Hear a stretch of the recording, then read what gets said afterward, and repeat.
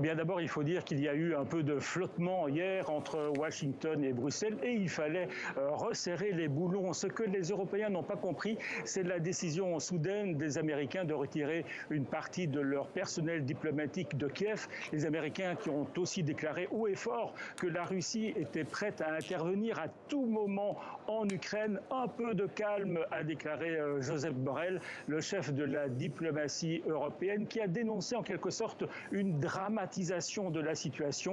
Écoutez-le.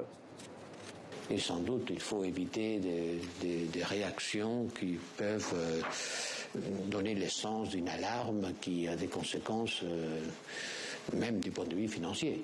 Donc, il faut rester tranquille en faisant ce qu'il faut faire, mais en évitant une crise de nerfs. Alors Paul, qu'est-ce qui est ressorti de cette visioconférence entre le président Biden et ses alliés européens hier soir ?